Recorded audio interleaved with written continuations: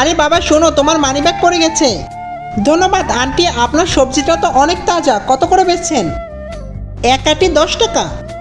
Aunty সব সবজি pack করেন, আমি এটা পুরোটাই নিব। বাবা এত সবজি কি করবে তুমি?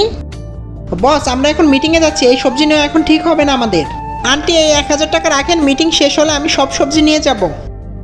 ঠিক আছে, আমি তোমার জন্য এখানেই ওয়েট করব, আসো। এদিকে আরিয়ান মিটিংয়ে ব্যস্ত হয়ে যায়, আর ওইদিকে আন্টি ওর জন্য অপেক্ষা করতে করতে সন্ধ্যা হয়ে যায়, আর ওইদিকে বৃষ্টিও প্রচুর হতে থাকে। স্যার আপনি আপনার মায়ের জন্য এখনো অপেক্ষা করছেন? এত বছর হয়ে গেছে, যতক্ষণ মাকে না পাই ততক্ষণ খুঁজতে থাকো। স্যার আপনি না সবজিওয়ালার থেকে সবজি নেবেন? আমার কোনো ইচ্ছা নেই তার কাছ থেকে সবজি নেওয়ার, আমি শুধু মিথ্যা বলে তাকে সাহায্য করেছি। এখন দ্রুত গাড়ি বের করো, আমি বাসায় যাব। আরে এটা তো ওই আন্টি, গাড়ি থামাও। শেষমেশ তুমি এসেছো, আমি তোমার জন্য তখন থেকে অপেক্ষা করছি। আন্টি এত বৃষ্টি হচ্ছে, আপনি বাসায় যাননি কেন? বাবা আমি কিভাবে বাসায় যেতে পারি? তোমার সবজি আমার কাছে রয়েছে, সবসময় ইমানদারিতে ব্যবসা চলে। এখন আমার সাথে চলেন আন্টি, আমি আপনাকে বাসায় ছেড়ে দিব। আন্টি আপনি এত কষ্ট কেন করেন?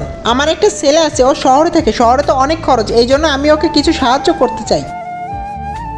বাবা এখানেই থামিয়ে দাও, আমার বাসায় চলে এসেছি। তোমাকে ধন্যবাদ বাবা, বাই বাই আন্টি। তখনই আরিয়ানের চোখে পড়ে আন্টির সেই রকেট। আরে এই রকেটটা তো আমার মতন দেখতে, তার মানে উনিই আমার মা।